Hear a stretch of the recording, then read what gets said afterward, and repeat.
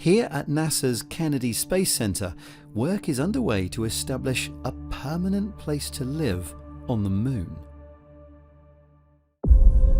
And to find out how we do that, it's time for me to take one small step of my own. Oh wow, I can instantly see the dust kind of kicking up. Yeah. It's really fine, isn't it? It leaves the footprints like you'd expect. Oh my gosh, it's brilliant. And this is how moon dust behaves, it just like It puffs does, up like yeah, that. yeah, it's so fine.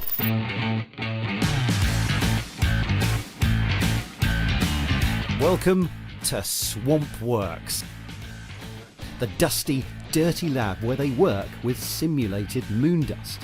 Now, the loose soil that covers the lunar surface is called regolith. It's extremely fine, very sharp on a microscopic scale, and it gets everywhere. So when we landed with Apollo 11, we didn't know what the surface of the moon exactly was going to be like. There was a lot of concern of how much will this lander sink into the surface? How fluffy is this regolith? Surface is fine and powdery. I can pick it up loosely with my toe. In fact, it's because the Eagle lander didn't sink in as much as expected that Neil Armstrong had to take such a giant leap from the bottom rung of the ladder. Today, SwampWorks is developing robots that can cope with and take advantage of lunar soil. And it will be very useful. See, moon dust is made of materials like silicon dioxide and calcium oxide, which all contain a lot of oxygen.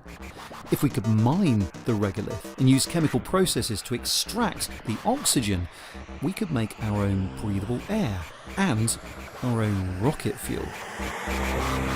The way spaceflight exploration has been working right now is, imagine you're going on a holiday with your family, you're going on a long road trip, thousands of miles, right?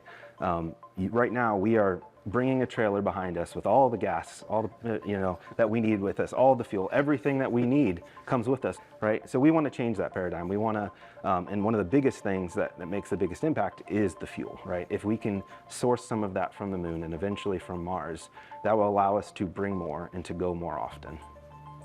Now, mining moon dust is called ISRU, In Situ Resource Utilization. And because they love an acronym around these parts, the robot to do this will be called the ISRU Pilot Excavator, IPEX.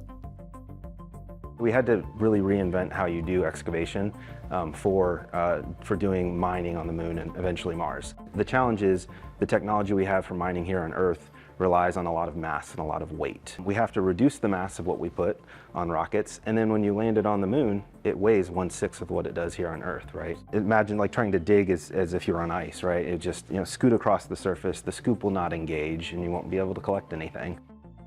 So the way the robot scoops up the dust is using this thing called a bucket drum, and it's got a kind of spiral in there.